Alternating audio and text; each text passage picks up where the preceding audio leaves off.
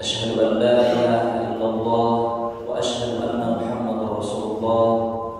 اللهم صل وسلم على سيدنا محمد الفاتح لما أغلق والخاتم لما سبق ناصر الحق بالحق والهادي إلى صراطك المستقيم وعلى آله حق قدره ومقداره العظيم.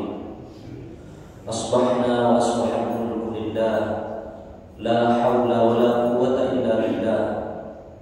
أصبحنا على فطرة الإسلام وعلى كلمة الإخلاص وعلى دين نبينا محمد صلى الله عليه وسلم وعلى ملة أبينا إبراهيم حنيفا مسلما وما كان من المشركين. قل إن صلاتي ونسكي ومحياي ومماتي لله رب العالمين.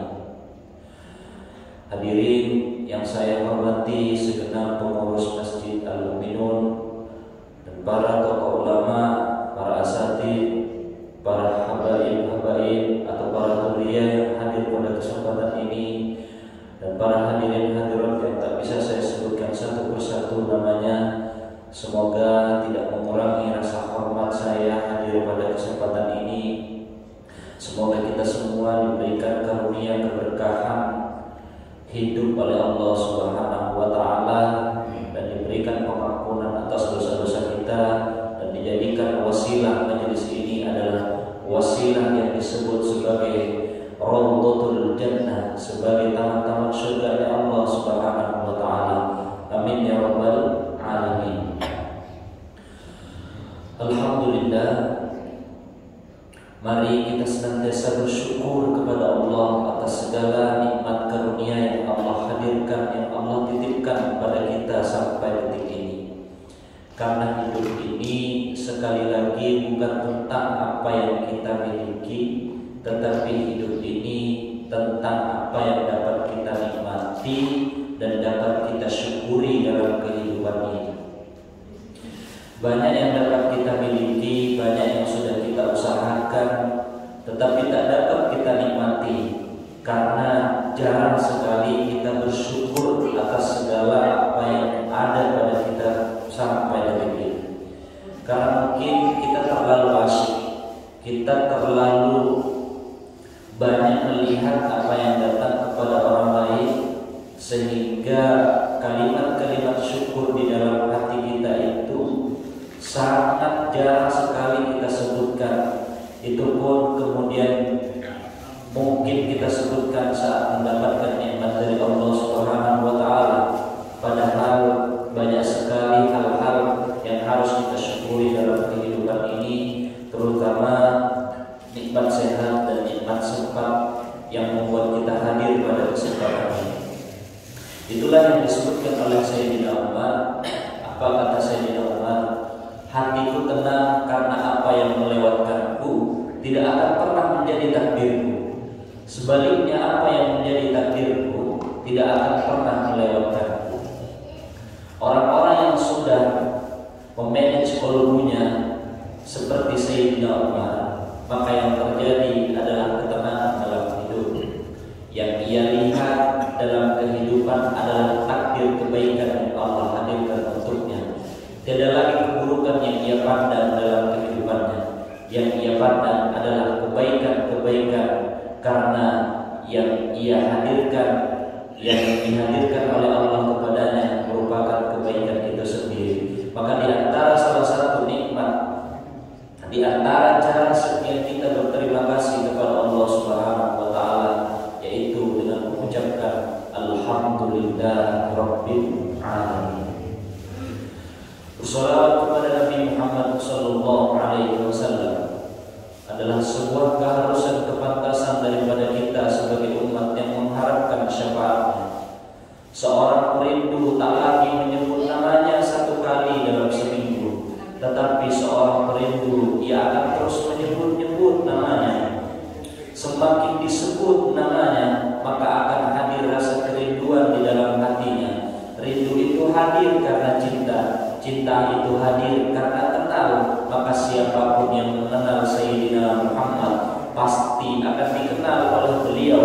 Barang siapa yang sering mengenal pasti sering menyebut-nyebut namanya. Itulah yang di dalam sebuah syair, kullul qulub, setiap hati seorang perindu. Ketika disebutkan hati yang dirinduinya, ketika disebutkan seseorang yang dicintainya, maka yang terjadi adalah ada rasa gembira di dalam hati, ada rasa cinta di dalam hati, karena yang disebut adalah sesuatu yang dicintainya. Maka semoga Nabi Muhammad menjadi kecintaan kita dalam kehidupan ini, menjadi kerinduan kita dalam kehidupan ini. Karena jauh sebelum kita mencintainya, jauh sebelum kita merindukannya, Sayyidina Muhammad sudah merindukan kita 14 abad yang lalu. Apa kata Nabi? Tuba liman ro'ani wa amana bi, summa tuba, summa tuba, summa tuba liman lam yarani wa amana bi. Sungguh beruntung orang yang melihatku lalu kemudian mereka beriman kepadaku. Tetapi 3 kali keberuntungan itulah yang disebut tuba. Pohon tuba ada di dalam surga disebut sebagai pohon keberuntungan. Maka disebutkan pula oleh beliau, sungguh beruntung, bahkan 3 kali keberuntungan orang-orang yang menyebutku namun mereka tak pernah memandangku, mereka yang merindukanku tapi tak pernah melihatku. Itulah yang aku rindukan, kata Nabi 14 abad yang lalu. Semoga kita semua dianugerahkan kelak menjadi umat Sayyidina wa Maulana Muhammad sallallahu alaihi wasallam. Amin ya rabbal alamin. Allahumma shalli ala Sayyidina Muhammad wa ala ali Sayyidina Muhammad. Hadirin Bapak Ibu yang dimuliakan oleh Allah Subhanahu wa taala. Hari ini kita masuk kepada hikmah yang ke-45. Kata Imam Ibn Athaillah As-Sakandari qaddasallahu sirrahu, kana Allahu wa la syai'a ma'ahu wa huwa al-an ma 'alaihi kan. Kana Allah, sesungguhnya Allah itu ada, wujudnya Allah itu ada, wa la syai'a ma'ahu, dan tiada yang membersamai Allah dalam kehidupan ini, dan tiada yang membersamai Allah. Wa huwal an 'ala ma 'alaihi kan. Sesungguhnya Allah itu sekarang ini sama dengan adanya terdahulu. Al-murad huna wal maqsud huna anna Allah Ta'ala la syai'a ma'ahu li thubuti ahadiyatihi. Muradnya di sini, maksudnya di sini, bahwa sesungguhnya Allah itu wujud, tapi wujudnya tiada yang membersamai wujudnya. Itulah karena ketetapan ahadiyahnya Allah Subhanahu wa taala. Itulah yang disebutkan oleh Al-Imam An-Nawawi Al-Bantani Al-Jawi, menyebutkan dalam kitabnya Kasyifatus Saja. Kata beliau, ketika ada orang yang bertanya kepadamu tentang 3 hal, ketika ada orang yang bertanya kepadamu tentang 4 hal, maka jawablah dengan jawaban berikut.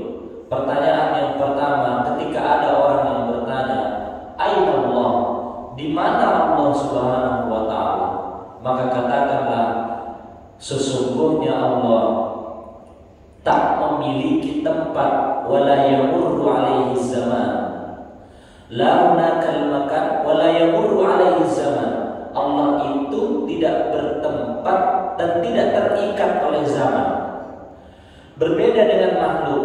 Ketika saya ditanya, di mana Irfan sekarang? Maka tentu jawabannya, Irfan ada di Masjid Al-Mu'minun subuh. Dia terikat waktu dan terikat tempat. Sedangkan Allah Subhanahu wa taala tidak memiliki tempat dan tidak terikat oleh zaman.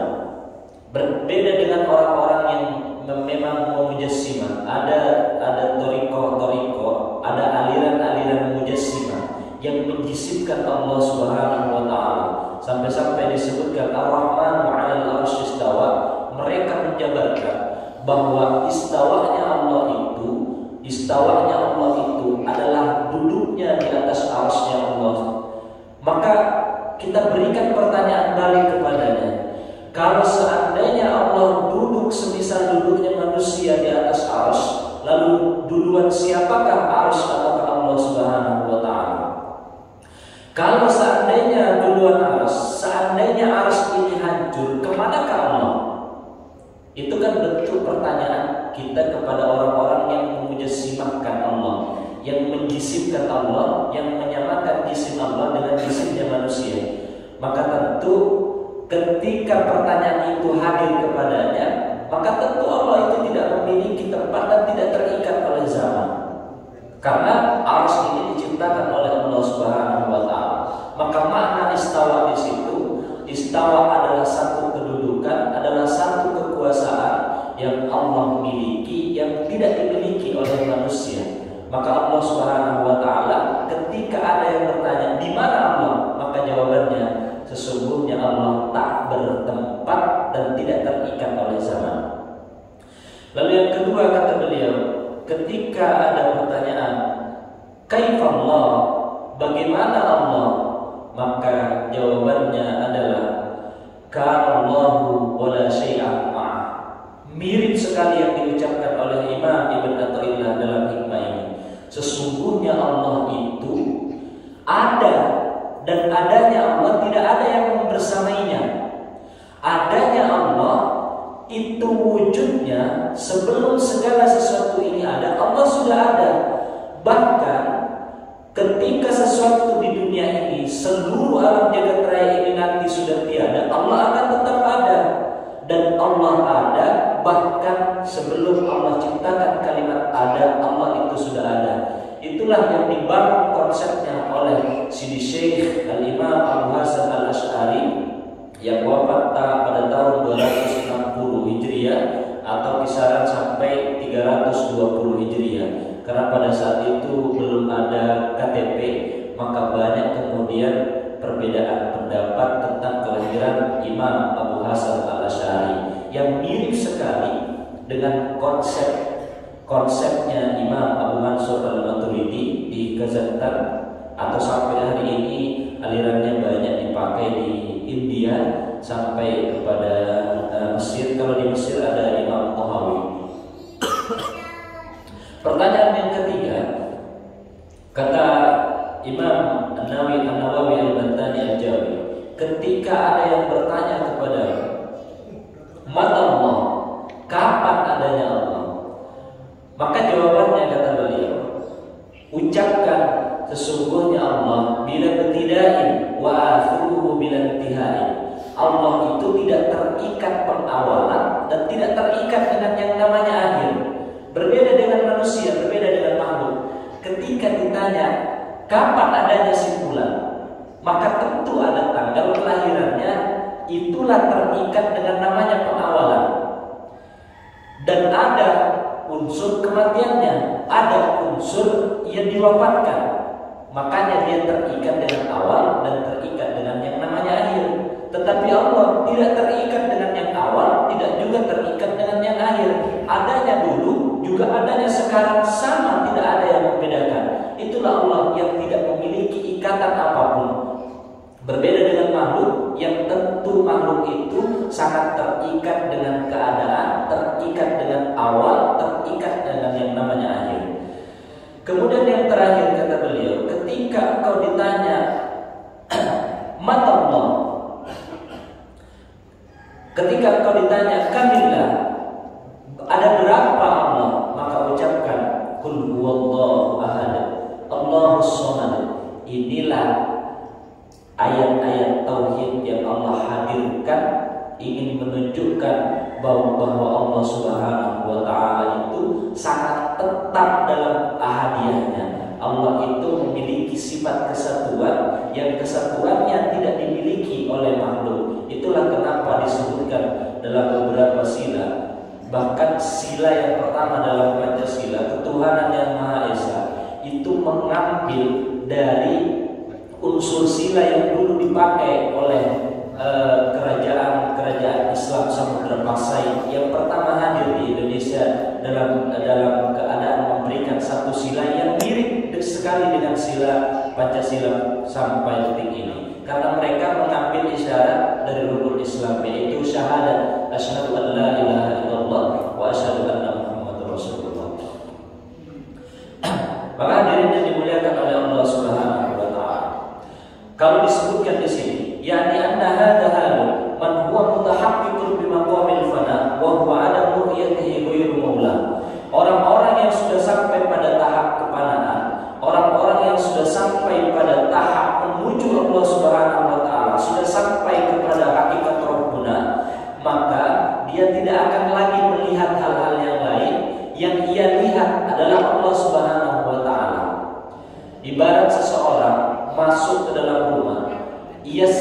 semua perabotan-perabotan di dalam rumahnya, ketika ia sudah siapkan perabotan, beli perabotan, ketika dia lihat, dia ditanya siapa yang ada di dalam rumah, tentu jawabannya saya yang ada di dalam rumah. Begitu pula dengan orang-orang yang sudah sampai pada tahap Allah, sudah sampai pada tahap hakikat Rabbuna, maka ketika sudah sampai ditanya siapakah engkau, saya adalah bagian dari ciptaan Allah, maka yang ia pandang adalah Allah Subhanahu wa Ta'ala.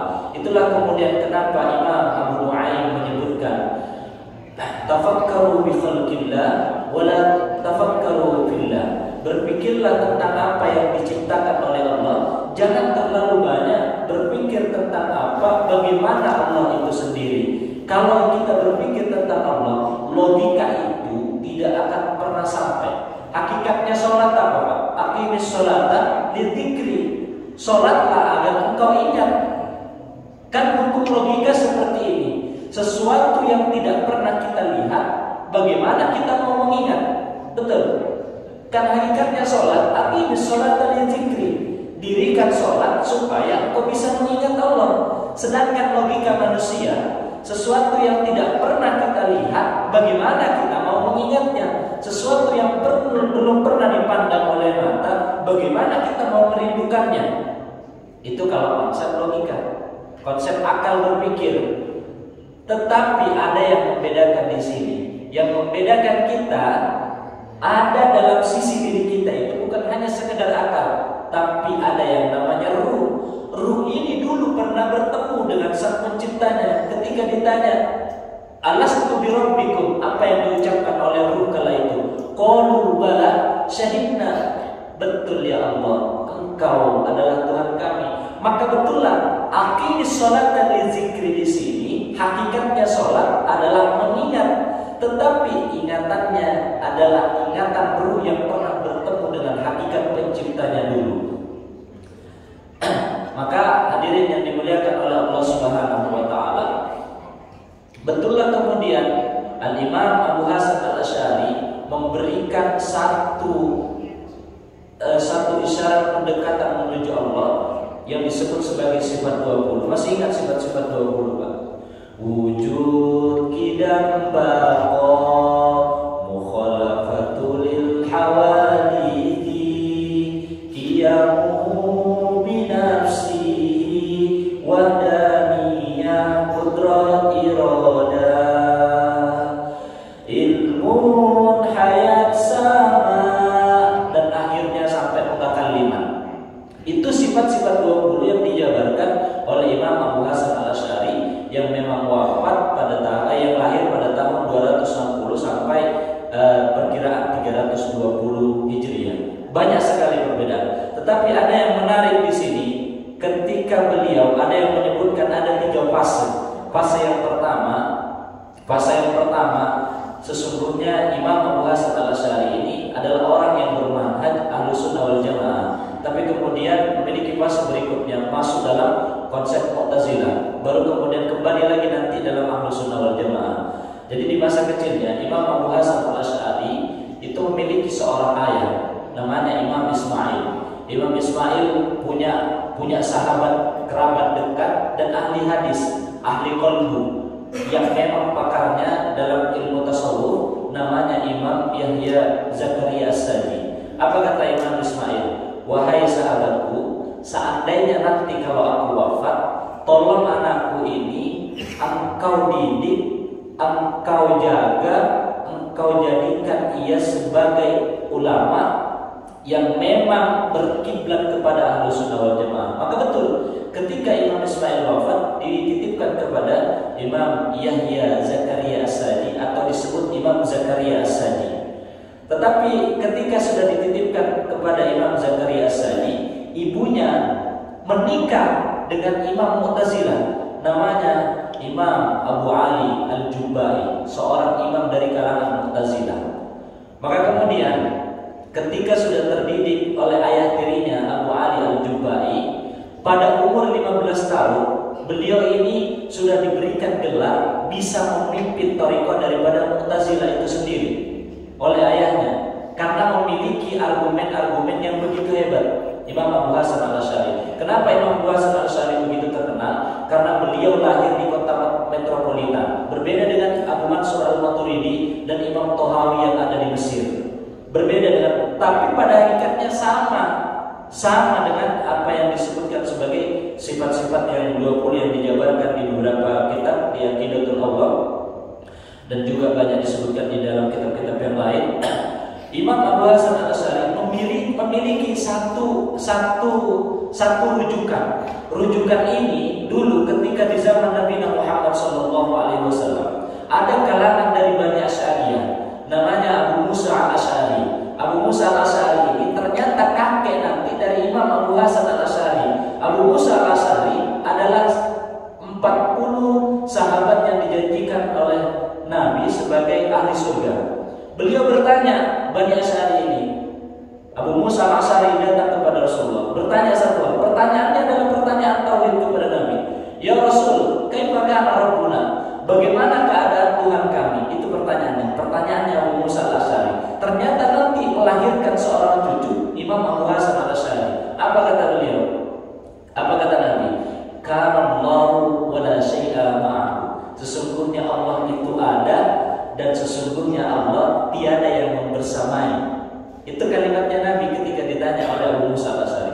Ternyata pendekatan ini akhirnya dibuatlah satu pemahaman nanti oleh Imam Abu Hasan al-Asy'ari. Tetapi ada yang menarik ketika dalam masa pendidikan oleh Imam Ali al-Jubai, seorang imam dari Mu'tazilah, ini memiliki kerancuan dalam hatinya. Jadi Imam Abu Hasan al-Asy'ari memiliki kerancuan dalam hatinya tentang pahamnya itu sendiri yang sedang ia anut.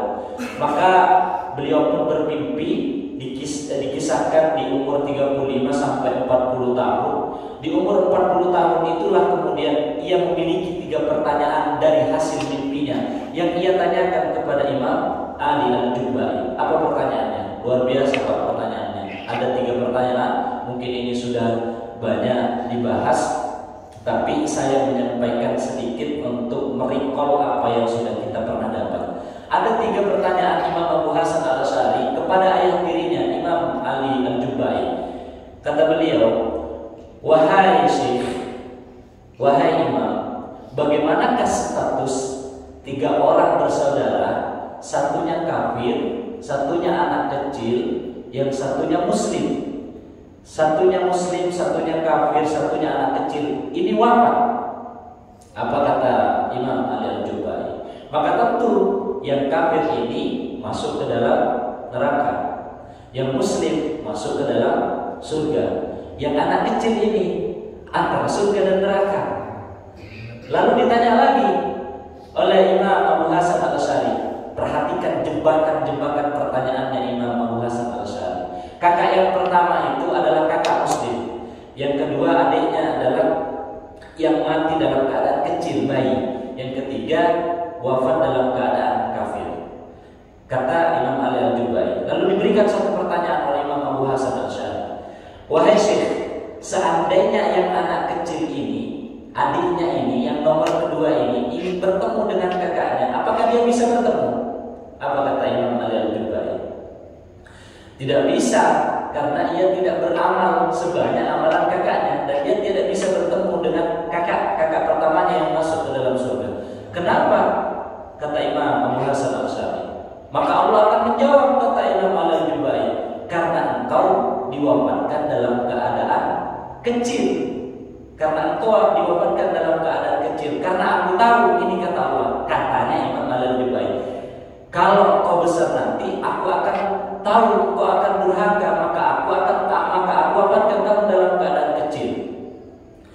Yang ketiga protes, ya Allah, kalau engkau tahu adikku ini, kalau engkau tahu kakakku ini yang bayi meninggal itu, kalau engkau tahu kakakku ini meninggal dalam keadaan kecil, kenapa engkau wafatkan dalam keadaan kecil? Karena engkau tahu nanti dewasanya dia menjadi kafir. Kenapa engkau wafatkan aku dalam keadaan besar? Padahal engkau sudah tahu kalau aku besar nanti menjadi seorang kafir. Maka terjebaklah Imam Ali al-Jubai. Disitulah dia terdiam. kemudian beliau berdiam di dalam kamar selama 15 hari, lalu kemudian keluar di depan masyarakat di Baghdad kala itu, karena Baghdad kota metropolitan. Ia kemudian menyebutkan kepada para pengikutnya, wahai para pengikutku, sesungguhnya hari ini aku melepaskan sebagaimana aku melepaskan jubahku hari ini. Karena jubahnya orang-orang termasuk di Mesir, kalau kita lihat itu ada jubah luarnya, ada jubah luarnya yang ia lepaskan yang mana. Sebagaimana aku lepaskan jubahku hari ini, aku juga melepaskan akidah dari ayah diriku, yaitu akidah Mu'tazilah. Maka begitu pentingnya hadirin yang dimuliakan oleh Allah Subhanahu wa taala, sifat-sifat yang Allah hadirkan kepada kita, sebagaimana juga disebutkan tadi oleh Imam An-Nawawi Al-Bantani Al-Jawi, bahwa menyebutkan sesungguhnya pertanyaan-pertanyaan tentang kedekatan kepada Allah Subhanahu wa taala itu memang adalah pertanyaan tauhid. Begini Pak, ketika kita wafat itu pertanyaan fikih atau pertanyaan tauhid. Ketika kita wafat di alam kubur, pertanyaannya pertanyaan tauhid ataukah pertanyaan fikih? Tauhid ya. Apa pertanyaannya? Man rabbuka? Siapa Tuhan? Itu kan pertanyaan tauhid. Inilah yang dibangun oleh Sayyidina Muhammad sallallahu alaihi wasallam. 23 tahun membangun keimanan para sahabat, dibangun keimanannya, dikuatkan keimanannya agar memahami bagaimana konsep-konsep kedekatan menuju Allah Subhanahu wa taala. Sehingga di sini pun disebutkan oleh Imam Ibn Athaillah As-Sakandari bahwa sesungguhnya ketika kita memahami bahwa sesungguhnya Allah itu tiada yang membersamai dan kehadirannya sekarang itu mirip juga dengan kehadirannya dulu, maka kita akan memiliki satu pemahaman bahwa tiadalah satu Tuhan kita melainkan Allah Subhanahu wa taala. Inilah yang tersirat di dalam Al-Qur'an surah Al-Muhammad ayat 16. Apa yang disebutkan? Fa'lam annahu la ilaha illallah. Kenali dulu sebelum engkau menyebut nama Allah Subhanahu wa taala. Kenapa hari ini banyak orang yang berzikir ketika dia menyebut la ilaha illallah tapi tidak ada rasa ketenangan di dalam hatinya, malah ingin cepat selesai daripada zikirnya. Kenapa Pak? Satu, karena dia tidak kenal dengan yang dia sebut. Coba seseorang itu pertama dia kenal, maka konsepnya zikir itu fa'lam dulu, kenali dulu, baru engkau menyebut namanya. Maka orang-orang yang sudah kenal dengan Allah Subhanahu wa taala, itu yang sering disebutkan oleh Imam kita, walladzina amanu wa tatma'innu qulubuhum ala bidzikrillah tatma'innul qulub. Ketika sudah kenal dengan yang disebut, memahami sifat ahadiyahnya, sifatnya, asma'nya dan lain sebagainya. Ketika kita sudah kenal dengan Allah, satu kalimat Allah masuk ke dalam diri kita, maka akan efeknya memberikan ketenangan dalam hidup. Suatu ketika Nabi Muhammad SAW duduk-duduk di bawah pohon, ditodong oleh seorang Quraisy kala itu. Kata orang yang menodong Nabi, ya Rasul, mayyamna'uka minni. Hari ini siapa yang menolongmu dariku? Sambil memegang pedang ditaruh di lehernya Nabi. Ya Rasul, hari ini siapa yang menolongmu? Ya Muhammad, hari ini siapa yang menolongmu dariku? Apa kata Nabi? Allah. Getar tangannya, jatuh pedangnya. Itu baru kalimat Allah. Belum disebutkan kalimat Allahu Akbar. Kalau disebutkan kalimat Allahu Akbar, mungkin pecah pembuluh darahnya Pak. Itu kalimat-kalimat takbirnya Nabi. Makanya Nabi hanya sekedar menyebutkan Allah, jatuh pedangnya, diambil pedangnya. Lalu apa kata Nabi? Sekarang mayyamna'uka minni. Siapa yang mampu menolongmu dariku? Apa kata orang itu? Asyhadu an la ilaha illallah wa asyhadu anna Muhammadar Rasulullah. Ternyata indahnya akhlaknya Nabi sampai-sampai Allah kagum di dalam Al-Qur'an surah Al-Quran, wa innaka la'ala khuluqin azim. Engkau wahai Muhammad memiliki akhlak yang luar biasa. Maka akhlak ini berbeda dengan adab. Kalau adab, semua agama mampu beradab. Betul Pak? Semua agama mampu beradab. Tapi tak semua agama mampu berakhlak. Memang akhlak ini adalah bawaan yang dibawa oleh manusia. Karena akhlak bawaannya asal katanya adalah khalaqa. Penciptanya namanya khaliq. Yang diciptakan adalah makhluk. Maka ketika hadir satu sifat di dalam dirinya disebut sebagai akhlak. Tapi Tetapi akhlak ini dipecah lagi menjadi akhlakul karimah, akhlakul madhumah. Berbeda dengan adab. Adab ini bisa kita dapatkan dengan kita pelajari. Contoh, apakah orang-orang komunis bisa berdisiplin? Bisa, itu bagian daripada adab. Apakah orang Islam juga bisa berdisiplin? Bisa, beda agamanya, tapi mampu beradab. Apa yang dia dapatkan? Karena dia dapatkan daripada ilmu itu sendiri. Tetapi ilmu ini ketika dia tidak diikuti dengan sesuatu ibadah, makanya disebutkan di dalam Al-Quran, wa ma khalaqtul jinna wal insa illa liya'budun. Maka ternyata kalimat wa ma khalaqtu di situ, tidaklah aku ciptakan manusia kecuali unsurnya beribadah. Ternyata ibadah ini melahirkan akhlak yang baik. Ketika ada orang yang berilmu tapi tidak sempurna ibadahnya, tidak sempurna sholatnya, tidak sempurna pendekatannya kepada Allah, yakin seyakin-yakinnya dia bisa beradab tapi pasti korupsi, pasti melakukan hal-hal yang tidak baik. Maka disebutkan dalam konsep Al-Quran, ketika engkau sudah baik sholatmu, apa yang terjadi? Inna sholata tanha 'anil fahsya'i wal munkar. Ternyata ujung-ujungnya daripada sholat itu adalah menjauhkan kita dari sifat nahi munkar. Itu indahnya ibadah. Kalau ibadah baik pasti melahirkan akhlak yang baik. Maka orang yang berakhlak pasti memiliki adab yang luar biasa. Tetapi orang yang memiliki adab belum tentu memiliki akhlak yang baik. Maka bagaimana kemudian memberikan satu contoh dulu iblis. Iblis itu dulu masih disebut sebagai Azazil. Imam Suyuti menyebutkan bahwa iblis ini dulu menjadi penjaga dunia, menjadi penjaga dunia itu sampai kemudian menyebutkan, ada yang menyebutkan sampai 80.000 tahun lamanya. Sampai dia memiliki zikir-zikir yang luar biasa, zikir yang mendekatkan kepada Allah. Ada yang menyebutkan sebagai ya Rabbi, zikirnya banyak sekali, zikir kedekatannya antara Azazil dengan Allah Subhanahu wa taala. Sampai-sampai Azazil ini diberikan satu akses menjadi harisul jannah, menjadi penjaga surga. Tapi ketika sudah menjadi penjaga surga, diangkat dengan zikir itu. Jadi ternyata ada orang-orang yang berzikir kepada Allah itu diberikan kecepatan menuju Allah Subhanahu wa taala.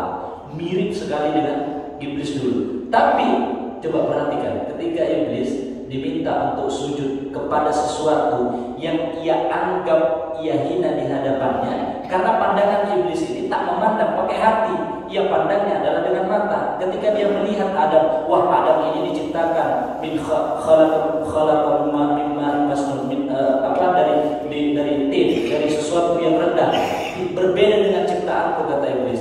Oleh sebab itu ngapain aku sujud? Karena dia lebih buruk dibandingku, bahkan lebih rendah dibandingku. Maka disitulah pandangan iblis, ternyata pandangannya adalah pandangan zahir, bukan memandang pakai pandangan qalbu. Orang-orang yang sudah sampai pada tahap pandangan qalbu, yang ia lihat adalah kedekatan Allah di dalam dirinya. Setiap ia melihat seseorang, pasti yang ia lihat adalah kebaikan. Dia tidak pernah melihat keburukan kepada seseorang. Ibarat seperti ini, Pak. Setiap sekurus-kurusnya ikan pasti ada dagingnya. Segemuk-gemuknya ikan pasti ada tulangnya. Apa maknanya? Maknanya adalah sebaik-baiknya orang pasti ada jahatnya, sejahat-jahatnya orang pasti ada kebaikannya. Tergantung bagaimana sudut pandang kita. Kalau sudut pandang kita adalah sudut pandang musawiyah, sudut pandang syariat, sudut pandang musawiyah berbeda dengan sudut pandangnya khiliriyah. Kalau sudut pandang syariat selalu melihat apa yang ada yang real di hadapannya. Bagaimana cara pandangnya Nabi Musa? Ketika Nabi Musa diperlihatkan oleh Nabi Khidir saat membunuh anak kecil, apa kata Nabi Khidir? Kenapa kau bunuh anak kecil ini? Dia tidak berdosa, dia memiliki orang tua yang luar biasa. Kenapa kau bunuh? Apa kata Nabi Khidir? Sudah aku bilang, engkau tidak akan bisa sabar ikut denganku. Sampai kemudian bertemu dengan perahu-perahu itu dibocorkan. Apa kata Nabi Musa? Kenapa kau bocorkan? Ini milik orang miskin. Kenapa kau bocorkan? Kata Nabi Musa, sudah aku bilang kau tidak akan bisa sabar bersama denganku. Yang terakhir kemudian bertemu dengan rumah yang mau roboh dibangun kembali. Kenapa kau bangun? Padahal dari tadi kita diejek oleh masyarakat. Sudah aku bilang engkau tidak akan bisa sabar bersama. Hadza firaqu baini wa bainakum. Ini adalah perpisahanku denganmu, kata Nabi Khidir kala itu. Tapi masa depan. Dia mampu mengetahui apa yang akan terjadi. Ternyata Nabi Musa barulah tahu, ternyata anak kecil yang dibunuh itu kelak ketika dia besar akan menjadi durhaka kepada orang tuanya. Perahu yang dibocorkan karena sebentar lagi akan ada perampok yang mau mengambil perahu orang miskin itu. Dan Nabi Khidir membangun rumah itu karena dia tahu ada harta pembendaraan dari ayahnya, dari orang tuanya, ingin menjadikan anak yatim piatu ini menjadi anak yang soleh-solehah. Kalau roboh diambil oleh masyarakat yang rakus di sekitarnya. Paham Nabi Khidir alaihi salatu wassalam. Oleh sebab itu hadirin yang dimuliakan oleh Allah, satu hal kalimat yang mungkin sering kita dengar. Ketika kita menanam cabai, menanam cabai dan tomat, rumput ikut tumbuh. Tapi tatkala menanam rumput, cabai dan tomat tidak ikut tumbuh. Kenapa? Kenapa, Pak? Ini Pak Sulaiman menanam hidroponik. Sering tumbuh Pak rumputnya? Sering. Nanam selada yang tumbuh rumput. Nanam rumput gak tumbuh selada. Artinya selama kita menanam kebaikan, pasti ada orang jahat yang ikut campur. Pasti itu. Kebaikan-kebaikan yang kita lakukan pasti banyak orang jahat yang ikut campur. Tapi ketika kita menanam kejahatan, jarang sekali orang baik yang mau ikut. Betul Pak? Oleh sebab itu jangan pernah berhenti melakukan kebaikan. Kebaikan sekecil apapun itu, karena akan menjadi saksi terbaik kita untuk pulang menuju Allah. Berapa umur yang Allah titipkan kepada kita? 30, 40, 50. Coba kita hitung-hitung. Berapa sekian umur itu yang kelak akan menyelamatkan kita? Atau harta kita? Berapa harta yang dititipkan oleh Allah? 1 miliar, 2 miliar, 3 miliar. Kita hitung berapa kiranya harta itu yang akan menolong kita di yaumil akhir. Jangan-jangan dari sekian harta itu kelak akan menjadi rebutan di belakang kita saat kita wafat. Anak kita berapa? 4, 5, 6, 7. Coba kita cek berapa anak itu yang akan menggandeng kita ke dalam jannahnya Allah Subhanahu wa taala. Berapa anak itu yang mampu mentalkinkan kita saat kita mulai wafat? Berapa anak itu yang sudah siap memandikan kita? Berapa anak itu yang sudah siap mentalkinkan kuburan kita saat kita sudah wafat? Ayo kita hitung-hitung. Kita ini sudah divonis wafat, betul. Kita ini buronan kematian. Tapi ada orang yang gak sadar, mirip dengan Firaun. Firaun ini gak sadar, sampai-sampai Firaun ini mengatakan satu kalimat di dalam Al-Quran surah An-Najm. Faqala ana rabbukumul a'la, diberikan kesehatan 40 tahun lamanya tidak pernah sakit Firaun. Sampai-sampai mengucapkan faqala ana rabbukumul a'la, saya ini adalah Tuhanmu yang paling tinggi. Kita ini buronan kematian, divonis sudah oleh Allah. Apa vonisannya Allah dalam Al-Quran? Kullu nafsin za'iqatul maut. Sungguhnya yang bernafas, yang berjiwa pasti akan merasakan yang namanya kematian. Maka kalau sudah merasakan kita ini adalah buronan kematian, ayo warabitu kata Nabi, ayo siap-siap. Karena kematian itu tidak menghitung siapa yang paling tua dan siapa yang paling muda. Perkara lahir memang duluan kakek dibanding cucu. Tapi perkara kematian kadang duluan cucu dibanding kakek. Ya kayak sudah berapa banyak yang duluan lewat? Banyak yang lewat. Kita tidak akan pernah tahu. Tapi satu hal, ayo kita tanamkan kebaikan. Masya Allah, di sini hadir Ustaz Ali di masjid ini. Saya sangat luar biasa senang sekali. Beliau partner saya juga di rumah. Beliau banyak sekali share kebaikan. Ada beberapa grup yang saya bersama dengan beliau selalu memberikan satu kebaikan. Memang kebaikan itu kadang-kala tak dipandang oleh orang lain. Gak apa-apa, share saja kebaikan itu. Mandanglah ala khairi walau mislu ajrin fa'ili. Ketika kita memberikan satu menunjukkan kebaikan kepada seorang itu mengerjakan, kita juga dapat pahalanya. Itu konsepnya berislam. Maka mari selama kita hidup, ayo kita berikan kebaikan-kebaikan itu. Karena ketika gajah mati meninggalkan gading, harimau mati meninggalkan belang, manusia mati meninggalkan nama. Perhatikan nama yang kita tinggalkan. Ada nama yang baik yang dikenal oleh orang, ada nama yang buruk yang dikenal oleh orang. Siapa nama yang buruk yang dikenal sampai saat ini? Bahannya apa? Abu Jahal, Fir'aun, Korun, itu dikenal. Tapi ada juga nama yang baik yang dikenal sampai saat ini. Sayyidina maulana Muhammad sallallahu alaihi wasallam. Semoga kajian ini memberikan kita kedekatan dan semakin dekat kepada Allah Subhanahu wa taala sebagai persiapan kita pulang kepada Allah, karena kita tidak lama di dunia ini, kata Nabi sekitar 60 sampai 70 tahun lamanya. Kalau ada lebihnya, mari kita sama-sama mengambil manfaat di dalamnya. Semoga kita diwafatkan dalam keadaan husnul khotimah, amin. Semoga anak-anak kita menjadi anak yang soleh-solehah. Semoga harta yang kita tinggalkan menjadi harta yang terbaik, menjadi amal jariah kita di yaumil akhirah. Semoga kita menjadi orang-orang yang diampuni oleh Allah Subhanahu wa taala. Ala hadhihi wa ala kulli niyatin shalihah. Al-Fatihah.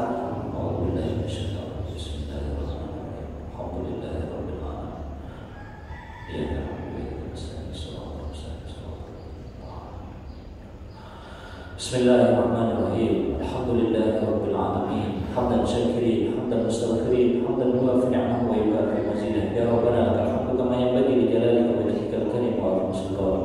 Allahumma shalli 'ala sayyidina Muhammad wa 'ala ali sayyidina Muhammad. Ya Allah ya Rabbana, pada kesempatan ini kami bermohon kepadamu, ampunkan dosa kami. Andai Kau tak mengampuni kami, maka kami termasuk orang-orang yang merugi. Ya Allah, jadikan kami orang senantiasa bersyukur, yaitu dengan cara melihat apa yang Kau datangkan kepada kami, tak melihat apa yang datang kepada orang lain, sehingga hati kami menjadi hati yang cukup ya Allah, hati yang senantiasa ridho pada segala ketetapan-Mu ya Allah ya Rabbana.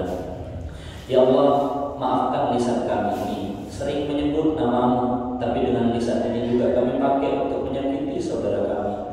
Ya Allah, maafkan lisan kami ini yang sering kami pakai bersolawat kepada Nabi-Mu, tapi dengan lisan ini juga kami pakai untuk menggibahi saudara kami. Ya Allah, maafkan lisan kami ini yang sering membaca Al-Quran-Mu, tapi nyatanya lisan ini juga kami pakai untuk menggunjing saudara kami. Ya Allah, maafkan lisan kami ini ya Allah, yang sering-sering menyebut nama-Mu dengan zikir-Mu, dengan zikir-zikir dalam sholat kami, dalam ibadah kami, tapi ternyata lisan kami ini sering melakukan keburukan-keburukan sampai-sampai menyakiti hati saudara kami. Maafkanlah ya Allah, maafkanlah segala mata kami yang salah memandang, maafkan telinga kami yang sering salah mendengar, maafkan kaki kami yang sering salah melangkah, maafkan hati kami yang sering salah berkiblat ya Allah, maafkan tubuh kami yang senantiasa berjanji untuk taat, tapi nyatanya sering melakukan maksiat ya Allah ya Rabbana. Ya Allah, kami bermohon kepadamu, di antara orang-orang yang mengadakan tangan pada kesempatan ini, untuk segala hajat yang terpenuhi ataupun yang belum terpenuhi, jadikan hajat-hajatnya menjadi hajat yang Kau ridhoi di sisi-Mu ya Allah. Engkau tahu apa yang menjadi kebutuhan kami ya Allah, bukan keinginan kami, karena keinginan kami tujuannya hanya untuk memenuhi hawa nafsu kami. Engkau tahu apa yang menjadi kebutuhan kami, maka penuhi kebutuhan kami, termasuk kebutuhan ketenangan hati di dunia dan di akhirat. Ya Allah ya Rabbana, ada di antara kami yang dititipkan anak soleh, jadikan anak-anak itu menjadi penenang dalam hidup kami, jadikan anak-anak itu yang kelak akan mengantarkan kami ke dalam jannah-Mu. Ya Allah ya Rabbana, kami sadar bacaan Al-Quran kami tidak seberapa, tapi semoga anak-anak kami bacaan Al-Qurannya lebih baik dibanding kami. Ya Allah, salat kami mungkin belum berapa khusyuk ya Allah, tapi semoga anak-anak kami lebih khusyuk salatnya dibanding kami. Ya Allah, zakat kami tidak banyak, semoga anak-anak kami zakatnya lebih banyak dibanding kami. Ya Allah, amal soleh kami mungkin tidak banyak, tapi semoga anak-anak yang Kau titipkan kepada kami amalnya lebih baik dibanding kami. Ya Allah, kami bermohon kepadamu, seandainya mereka kelak Kau jadikan sebagai ahli surga, izinkan kami untuk bergandeng kepadanya, izinkan kami untuk masuk bersamanya dalam jannah-Mu ya Allah ya Rabbana. Ya Allah, hari ini kami bersama saudara-saudara kami pada kesempatan di Masjid Al-Mu'minun yang mulia ini, maka jadikan majelis ini sebagai majelis yang Kau sebut sebagai taman-taman surga-Mu ya Allah, yang Kau sebut sebagai taman-taman surga-Mu di mana para malaikat juga hadir pada kesempatan ini. Engkau menyebutkan di dalam sebuah kalam hadis-Mu, hadis Nabi Muhammad sallallahu alaihi wasallam, ketika ada seorang hamba mengangkat tangan kepadamu lalu meminta, Engkau akan memberikan apa yang menjadi permintaannya, Engkau akan kabulkan, tapi kabulkan apa yang baik-baik untuk kami ya Allah ya Rabbana. Satu hal ya Allah, seandainya Engkau ingin wafatkan kami dalam keadaan amal yang paling terbaik